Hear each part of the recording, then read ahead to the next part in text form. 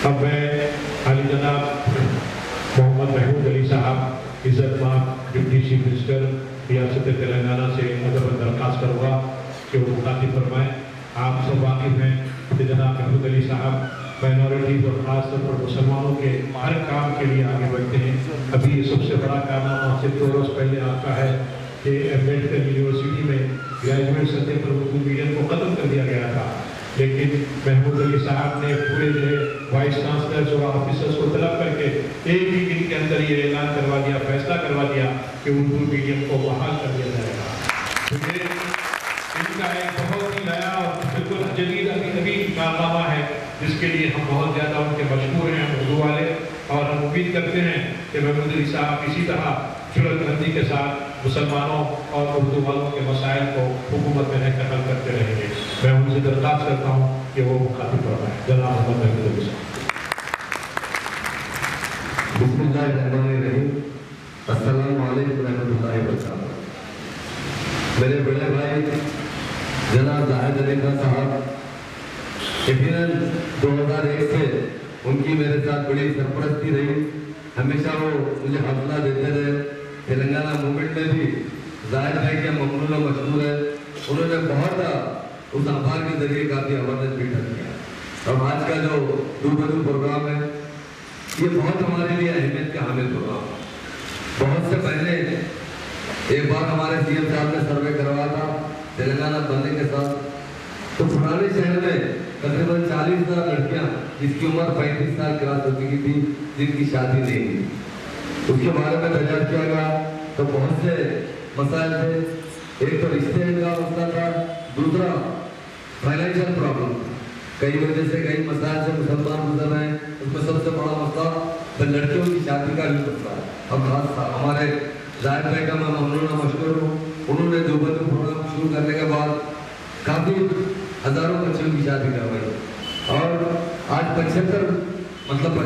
Programme आज मुकम्मल कर रहा है। मैं उसके लिए खास तौर से उनके साथ जो लगे हुए लोग, जनाब मोहम्मद मोइनुद्दीन साहब जो सदर फेडरेशन टोली जो कारली, और जनाब आबिद सिद्दीकी के साथ सदर माइनॉरिटी डेवलपमेंट फोरम, जनाब अब्दुल खदीर साहब और जनाब अहमद सिद्दीकी साहब, जिसे मुकेश साहब के नाम से जानते हैं, जनाब अयूब हैदरी साहब, नायब सदर जनाब मीर अमरुद्दीन साहब, नायब सदर जनाब इलियास बादशाह साहब, और डाइस पर बैठे हुए तमाम मेरे भाइयों और बुजुर्गों, यकीनन हमारे सियासत हमारे लिए एक रहबर की तरह काम करता है। जाहिद भाई नहीं, जाहिद भाई के वालिद साहब को भी हमारे चीफ मिनिस्टर साहब हमेशा याद करते हैं। जब भी कोई महफिल में बैठते हैं तो हैदराबाद मतलब सारे तेलंगाना का जो आंध्र प्रदेश का सबसे नंबर 1 शादी खाना सिद्दीपेट में, जो काफ़ी वसी और बहुत बड़ा है, जिसका फाउंडेशन आबिद अली खान साहब ने रखा है। सीएम साहब हमेशा ये कहते थे, आबिद अली खान साहब से जब एनटी रामाराव की मुलाकात हुई, उन्होंने इनके बारे में तारीफ की कि आपकी पार्टी का एक नौजवान बच्चा है, बहुत अच्छा काम कर रहा है, एक बहुत अच्छा शादी खाना बनाया। उसके बाद ही शादी खानों का सिलसिला शुरू हुआ। तो मेरा मतलब ये है कि जाहिद भाई नहीं बल्कि आबिद अली खान साहब जो हमारे बुजुर्ग हैं, वो भी हमेशा हम अपने कौम की फिक्र किया करते थे। और हम हमारे लिए सोचना बहुत ज़रूरी है। तेलंगाना हुकूमत बनने से पहले यकीनन हमें मुकम्मल तरीके से नजरअंदाज किया गया था, और आज तेलंगाना बनने के बाद काफ़ी बहुत अच्छे स्कीम लाए हैं। हमारे सीएम साहब बहुत अच्छे नेक इंसान है। जाहिद भाई के घर पर कई बार जाहिद भाई के पास की हमेशा बिरयानी, और हमेशा जाहिद भाई के ताल्लुकात बहुत इस तरह रखते हैं। कई बार जाहिद भाई के घर पर तशरीफ ले आकर कई मरतबा तेलंगाना के बारे में कई नया मशवरे क्या करते थे सीएम साहब। और आज ये रूबरू प्रोग्राम से हमारी बहनें जो घरों में बैठे हैं, उनके रिश्ते इमीडिएट हो रहे हैं। और हमारे माशरे में सुधार लाने के लिए जाहिद भाई ने जिस तरह बात कही कि हमारी बहनों को सोचना चाहिए, हमारे बहनों को किस तरह निभाना चाहिए, किस तरह नजरअंदाज करना चाहिए। अक्सर घरों में शादी के बाद बहुत से मसाइल पैदा होते हैं, छोटे छोटे बातों पर साथ घरों में इख्तिलाफात आते हैं। तो हम ये सोचना आज से नहीं, बरसों से सिलसिला चलता रहा। मुझे मालूम है, मैं भी एक खानदान से ताल्लुक़ रखता हूँ, मेरा भी वसी खानदान है। कई वाक़यात कई बुजुर्ग बड़े बड़े बोलते हैं हमारे साथ ऐसा किए थे। तो ऐसा एक सिलसिला चलता आ रहा है, उसे बंद करना चाहिए। बहुओं को अपने बेटियों की तरह प्यार करना चाहिए। और बहुआ होते हिम्मत हो तो मैं खुद मेरे पास बता रहा हूँ 2-3-4-5 दिन से मेरे घर में मेरे मिसेस को भी काफी फीवर तो हिम्मत कौन करेंगे मेरे बहू आगे पर जाकर हिम्मत मेरे बेटियां तो बेटियों के घर होते असल होते तो बहू है असल बेटे होते बहू को दिल से जाना चाहिए प्यार करना चाहिए उन्हें गले लगाना चाहिए छोटी मोटी अगर गरीबी इख्तलाफ हो तो उसको फरोग देना नहीं चाहिए ज्यादा से ज्यादा बेटों से भी अक्सर रहता है शादी के बाद बेटे की मोहब्बत बढ़ जाती है पहले माँ से मोहब्बत करते थे साथ में बुरी आदत थी माँ समझती है कि मेरा बेटा बुरी की तरफ चले गया इसकी मिसाल एक देता हूँ सीएम साहब जो है इस रमजान में भी 800 मस्जिदों में इफ्तार का एहतमाम करवाया डिनर का एहतमाम करवाया और कपड़ों का भी एहतमाम किया हर मस्जिद को 1 लाख रुपए भिजवाए गए जिससे इफ्तार के बाद डिनर का एहतमाम किया गया हर मस्जिद में 500 जोड़े कपड़ों को भिजवाए गए 800 मस्जिदों में यानी 12 लाख लोगों को कपड़े दिए गए तो जब हमारे आईएएस अफसर क्या करते हैं बजट में थोड़ा बचाने की कोशिश करते हैं कपड़ों की बात आई तो सीएम साहब को गए कि एक पैंट शर्ट या कुर्ता पैजामा एक साड़ी रख दीजिए सीएम साहब ने कहा अगर कोई शख्स लेकर जाएगा अगर उसके घर में माँ उसके साथ है क्या वो माँ को देगा साड़ी या बीवी को देगा तो जोड़ किया ताकि वो माँ को भी दे सके बीवी को दे सके ऐसा ना हो फिर बीवी कहेंगे शादी के बाद बेटा कपड़े मिले तो अपनी बीवी को ले आकर दे दिया माँ को भूल गया तो हमारे सीएम भी इस तरह सोचते हैं कि माँ का भाव का और सास का एक साथ ख्याल रखा है तो हमारे मायने में बहुत सुधार की जरूरत है नायक भाई इस तरह शादी में इस्लाम के बारे में कहा लेकिन हम लोग शादी को सीधी शादी करना चाहिए लोगों ने शादियों में इतना इस्लाम कर रहे हैं अगर वो पैसा बचाकर हमारे गाँव के डेवलपमेंट पर लगाएंगे तो मैं समझता हूँ किसी से हुकूमत से भी एक पैसे की जरूरत नहीं पड़ेगी आज हजारों करोड़ 100-200 करोड़ नहीं हजारों करोड़ रुपए हम लोग इस्लाम कर रहे हैं शादियों पर शादी अगर बिल्कुल शादी में जरूरत नहीं है 2000 आदमी को बुलाने की 1000 आदमी को बुलाने की 5000 आदमी को आदमी समझता है कि मेरा संकट इतना बड़ा है उतना ज्यादा बुलाओ क्या लोग समझते हैं कि शादी में पैसे का शो बताकर कि आदमी कितनी बड़ी शादी कर रहा है इतना मालदार है ये गलत है लोग देखने के बाद उल्टा कराइए महसूस करते हैं कि बिलाव ने इतना पैसा इस्तेमाल किए ये पैसा अगर हमारे फंड से काम आता तो बहुत अच्छा होगा ये हुकूमत डेफिनेट मुसलमानों का डेवलपमेंट चाहती है तेलंगाना बनने के बाद बहुत से स्कीम लाए गए कल ही 2 दिन पहले जो इनाग्रेशन किया गया था लास्ट ईयर सीएम साहब ने बंगुर के अंदर एक सीओ रखने के लिए कोशिश कर रहे थे तो बहुत बड़े ऑफिसर नहीं मिला सीएम साहब ने 2 साल पहले कहा कि मुसलमान ऑफिसर बहुत कम हो चुके हैं मुसलमानों में आईएएस आईपीएस नहीं के बराबर होते लिहाजा हर साल 100 बच्चे और लड़कियों लोगों को टॉप क्लास से मिले उन्हें हुकूमत के तरफ से आईएएस और आईपीएस का एग्जाम दिलवाने लगेंगे जिससे बच्चे अगर पूरी कोचिंग की हुकूमत से मिलता स्कूल कायम किए गए 204 स्कूल में आज 48,000 बच्चे पढ़ाए जाते हैं लड़के और लड़कियां जिसका पूरा खर्चा हुकूमत से बर्दाश्त किया जा रहा है और टॉप क्लास में टीचर रखे गए अच्छी से अच्छी तालीम दी जा रही है मिडिल क्लास के लोग भी अपने बच्चों को स्कूल में चेंज करवा रहे हैं और वो चीज़ है जब तक मुसलमान तालीम नहीं हासिल करेंगे फिर तरक्की नहीं करेंगे मुसलमानों ने सवाल किया अगर कोई अदबाब है तो कुछ नहीं है वो तालीम है हम लोग बहुत से असमान के हिसाब बढ़ना चाहिए पर कभी भी मुसलमानों की तालीम पर खर्चा नहीं किया गया इस्लाम पर खर्चा किया गया लोग शोपुर पर खर्चा किए और यहाँ पर कुछ लोग दीनी मदद लगाए और साथ ही साथ दुनिया की तालीम भी बहुत जरूरी है हमारी उर्दू जबान को तो बचाना है पर अंग्रेजी जबान भी सीखना जरूरी है मुकामी जबान तेलुगु जबान भी सीखना जरूरी है क्योंकि जबान तो तालीम का है कुछ दिन पहले हमारे प्राइम मिनिस्टर साहब शायद मोदी साहब ने मैंने उनका व्हाट्सएप पे कहा उसमें कहा कि इस्लाम में सबसे ज्यादा अल्लाह के नाम के बाद तालीम का नाम है तो मुसलमानों को तालीम की तरफ अल्लाह ताला ने बहुत राग़िब किया पर आज सारी दुनिया में सबसे ज्यादा बैकवर्ड है तो मुसलमान ही तालीम से भी बहुत पीछे हुकूमत चाहती है कि अच्छी से अच्छी तालीम देना है हमारे प्यारे नबी ने इरशाद फरमाया कि अगर तालीम के लिए चीन को भी जाना पड़े तो चीन में तो इस्लामी तालीम नहीं थी तालीम हासिल करना चाहिए उस जमाने में सफर करना बहुत मुश्किल था आज तो चीन को लोग आदमी आधे दिन में पहुंच जाता है जब तो महीनों लग जाते हैं तो मेरा मतलब ये मैं मुझे भाइयों से अपील करना चाहता हूँ आपको बच्चों को अच्छी से अच्छी तालीम दीजिए आप हकीकी जिंदगी गुजारिए और तालीम दीजिए तालीम से इंसान समझ सकता है जिस तरह एक पत्थर को तराशा जाए तो हीरा बन सकता है उसी तरह एक बच्चे को अच्छी तालीम जाए वो बहुत बड़ा आदमी बन सकता है हमारे स्टेट के कई मिसाल है अबुल कलाम आजाद साहब बहुत गरीब आदमी थे जो हमारे जिला विद्या बने और बहुत बड़े साइंटिस्ट थे वो अखबार डाला करते थे और पढ़ते पढ़ते बड़े साइंटिस्ट बने तो बाद में इंडिया के जो है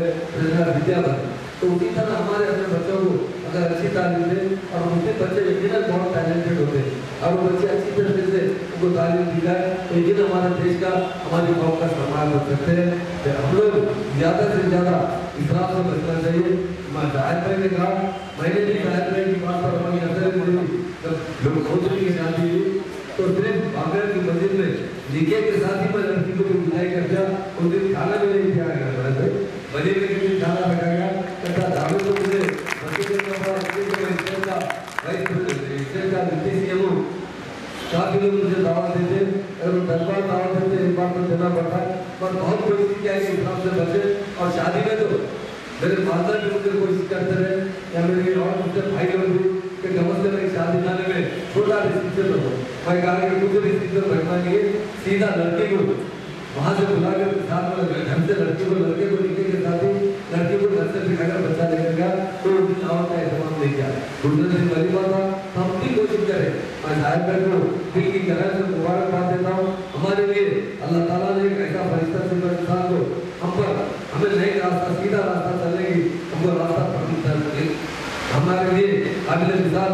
बना चुका है। साहिब भाई को साहिब भाई जो रास्ता बताते हैं उसके ऊपर हम करेंगे तो यकीनन हम तमाम बुराइयों से बच सकेंगे, परेशानियों से बच सकेंगे, एक अच्छी जिंदगी गुजारते हुए मुसलमान तरक्की कर सकते हैं। साहिब भाई जिस तरह गए आज से 68-70 साल पहले मुसलमानों ने 400 साल हुकूमत की। अब देख रहा हूँ मेरे पास आते हैं क्योंकि मैं रेलवे मिनिस्टर हूँ, बड़े बड़े नवाब लोगों के खानदान वाले आते हैं साहिब भाई, उनको देखेंगे तो इतनी आपके आँख में पानी आ जाएगा। जो लोग हमारे बड़े सुनाते थे मोहम्मद भैया इसके पास बहुत हुआ करती थी, आज उनके अपराध खानदान परेशानी की जिंदगी गुजारा है। क्यों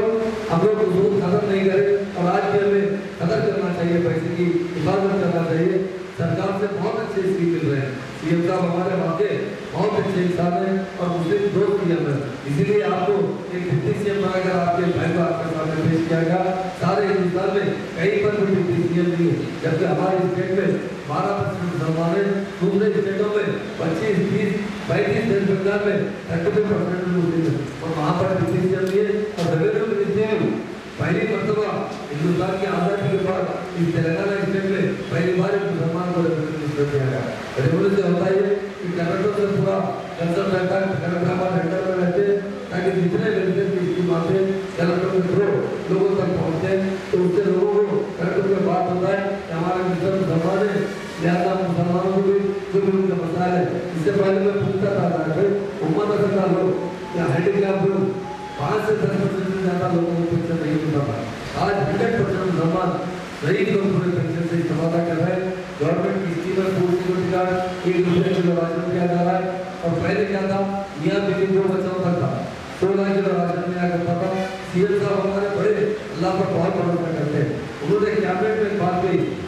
अल्लाह जिसको औलाद देता है उसके साथ उसका रिस्क काम देता है, हम रोकने वाले क्यों होते हैं। तो आज पूरे जितने घर में 15 मेंबर हुए तो 90 किलो राशन 1 रुपये में मिल रहा है और कोई भी राशन की दुकान पर आप जाकर राशन मिल सकते हैं। वो भी 60 पॉइंट की हुई कंट्री की गरम से जाहिर भाई को मुबारकबाद देता हूँ और उनकी पूरी टीम को मुबारकबाद देता हूँ। 54 तक प्रोग्राम हो चुके हैं, आज का 75वां प्रोग्राम है, इससे बहुत से लोगों से अच्छा हो चुके हैं। उनसे भी कई लोग आकर ये बताएं कि हम 1 साल से परेशान थे तो गुरुकुल में जाने के साथ ही 1 घंटे में रिश्ता तय हो चुका है। तो बहुत अच्छी बात है, इसे आगे बढ़ाना चाहिए, डिस्ट्रिक्ट में करना चाहिए और हमारे हैदराबाद और तेलंगाना के अलावा अदर स्टेट में भी हम अगर इसको राइज करेंगे तो वहाँ के जो मुसलमानों को उससे बहुत बड़ा फायदा पहुँचेगा। इन तमाम बहनों भाइयों जो इस प्रोग्राम में आए अल्लाह की नींद हुआ करूँगा आपके बच्चों के अच्छे रिश्ते हो और बाद में जिन लोगों में अच्छी मोहब्बत की जिंदगी हो और अपनी जिंदगी को तरक्की मिले। और ज़्यादा अखबार मैं पहले कह चुका हूँ हर तरीके से हमें रास्ता बताते रहता है, ये लिखने की जरूरत नहीं है। मैं पहले कह चुका हूँ तेलंगाना मूवमेंट में भी और जाहिर में हमेशा हमारी शुरू से ही सरपरस्ती करते आए और हमारे सियासत की हम दिल से खत्म करते हैं। उनके गवर्नमेंट के जितने स्कीमात आते हैं उसमें सबसे ज़्यादा उनकी पब्लिसिटी उनकी तशहीर की जाती है वो सियासत अखबार। दूसरे लोग लिखते हैं उसे भी थोड़ा सा लिखकर छोड़ देते हैं और जब भी जहाँ नाइंसाफी होती है उसमें भी जाहिर भाई इमीडिएट एक्शन लेते हैं कि यहाँ पर हमारे लोगों के साथ नाइंसाफी हो रही है या हमारी जवान के साथ नाइंसाफी हो रही है, हुकूमत एक्शन में आती है। और जो कल परसों की बात है वो भी सियासत से शुरू हुई अम्बेडकर यूनिवर्सिटी में,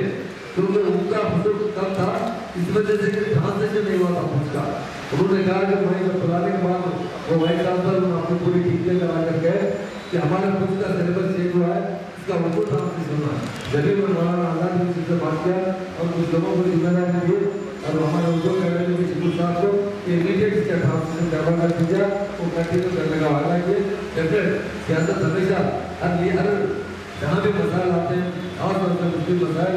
आगे पेश होगा उसे पेश करता है और डेफिनेट 12% रिजर्वेशन में भी